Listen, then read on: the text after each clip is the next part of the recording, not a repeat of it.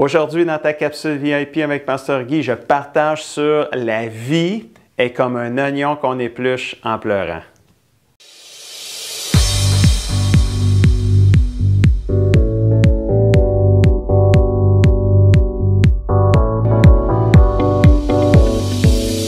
Bonjour mon ami et bienvenue à ta capsule VIP aujourd'hui. C'est un grand plaisir pour moi à nouveau de pouvoir nourrir ton âme afin que tu puisses grandir et devenir tout ce que le Seigneur veut que tu deviennes. Es-tu prêt à nourrir ton âme? Je crois que oui.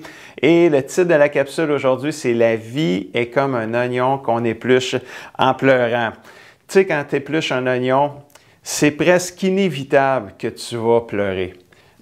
Tu peux peut-être t'en sortir un oignon, deux oignons, tu pleureras pas, mais toi, tu sais, plus genre 3, 4, 5, là, puis je te dis, là, tu vas être vraiment proche de pleurer, là, tu sais. Puis dans la vie, c'est inévitable que tu vas avoir à un moment donné à traverser des épreuves, à faire face à des problèmes, à des temps difficiles, à des tentations.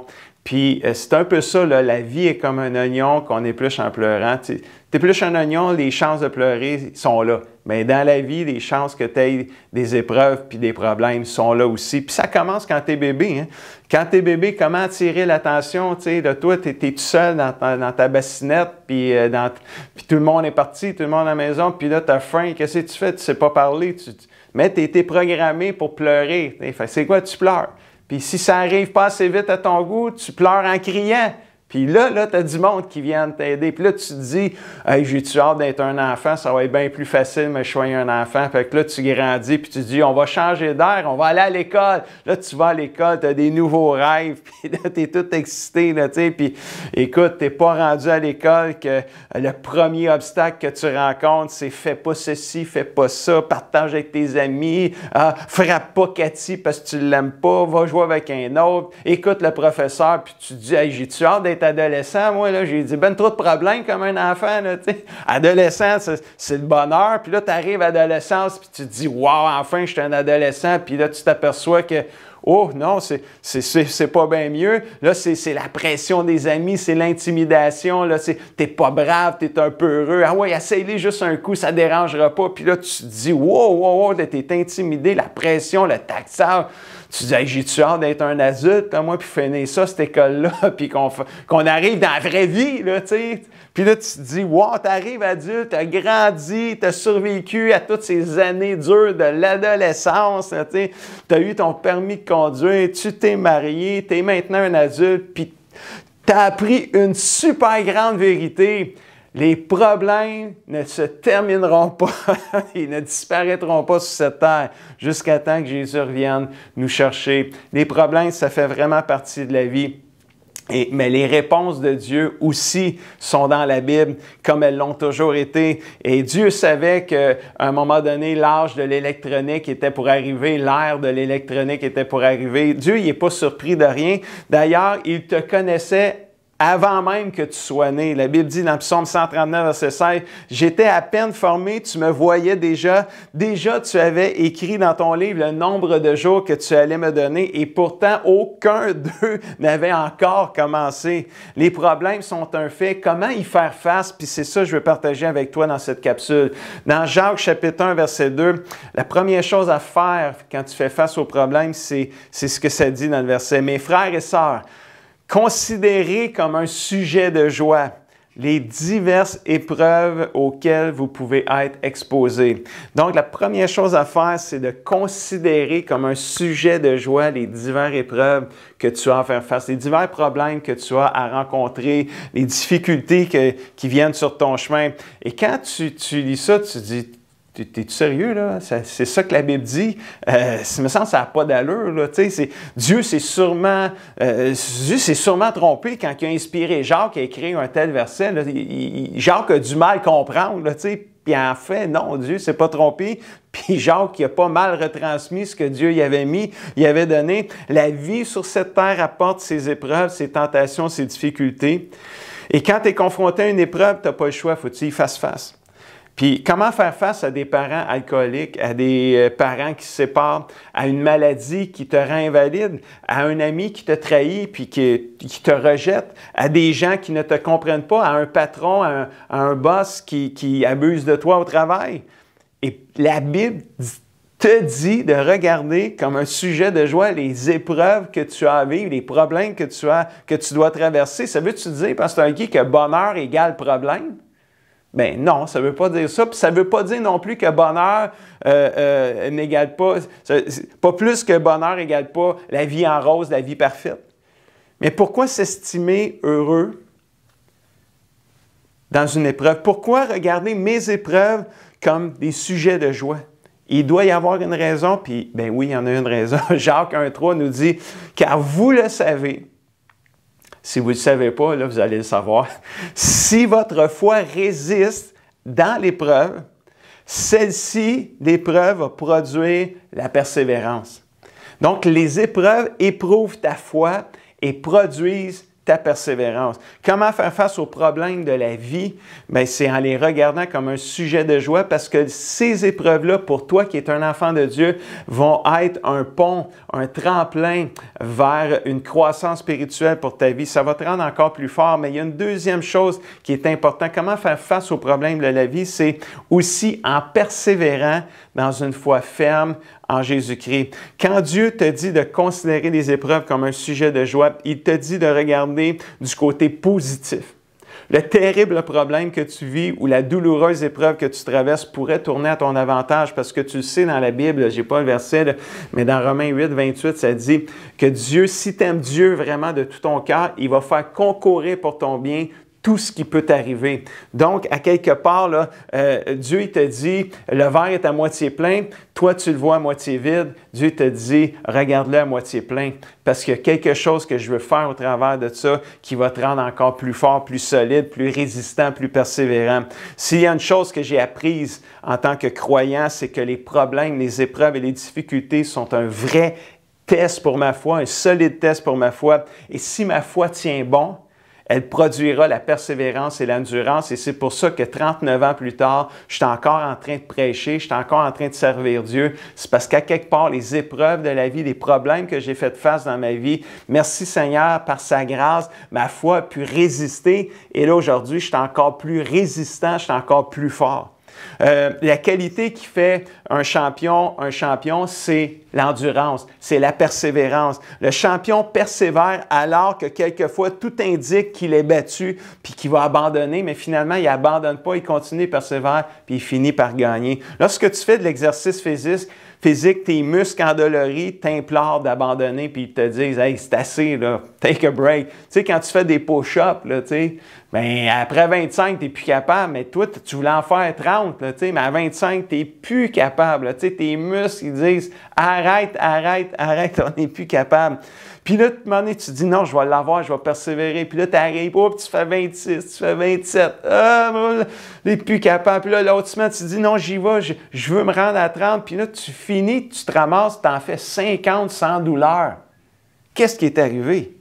Bien, check bien ça. Il y a des recherches médicales qui disent qu'il y a tout un réseau de vaisseaux sanguins dans notre corps qui vont venir arroser nos muscles, qui va arroser les muscles. Il y a tout un réseau qui a été développé en nous pour répondre à une demande supplémentaire. Et quand l'effort est déclenché, quand tu fais l'effort, tu sais, quand tes muscles qui disent arrête, puis toi tu continues, là, il y a un effort qui est déclenché. Il y a tout un réseau là, de sanguin là, qui se met en branle en dedans de toi, qui arrose tous tes muscles.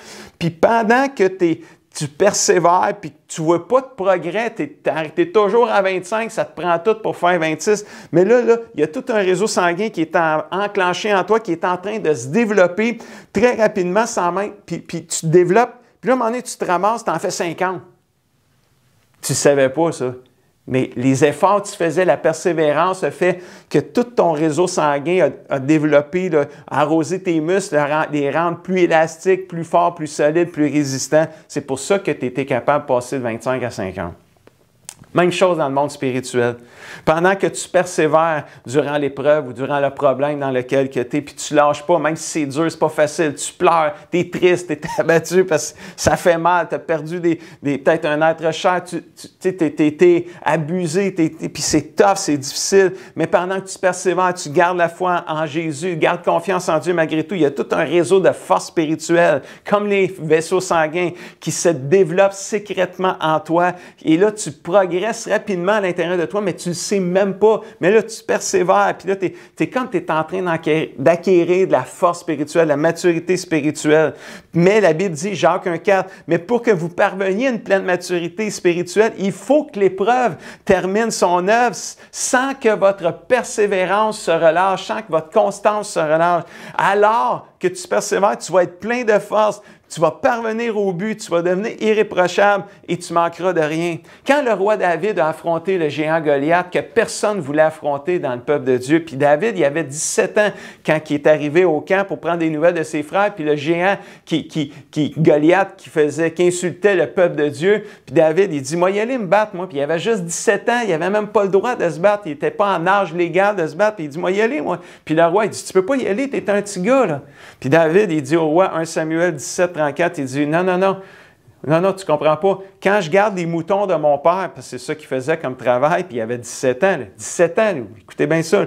Si un lion ou un autre animal sauvage vient et prend un mouton, je cours derrière lui, je frappe le lion ou l'animal, j'arrache le mouton de sa gueule, et si l'animal vient contre moi, je le saisis à la gorge et je le tue. Voilà comment je fais pour tuer les lions puis les autres animaux sauvages. Je vais faire la même chose avec le Philistin, avec le géant. Wow, c'est hot. N'oubliez pas, David, il a 17 ans là, quand il tue des lions. Là. Il a 16 ans, 17 ans. David, c'est quoi qu'il est en train de dire? Il dit, j'ai déjà surmonté des épreuves auparavant. J'étais capable de tuer des lions et des animaux sauvages. Je vais être capable de tuer, de vaincre le géant Goliath qui est là parce que je sais que je peux y arriver encore. Chaque victoire que tu vis te renforce, te permet d'affronter la prochaine épreuve avec plus d'assurance. Même si celle-ci semble plus difficile à affronter, tu sais que tu vas la traverser parce que tu n'as traversé une, tu n'as traversé deux, tu n'as traversé trois, tu vas traverser la quatrième.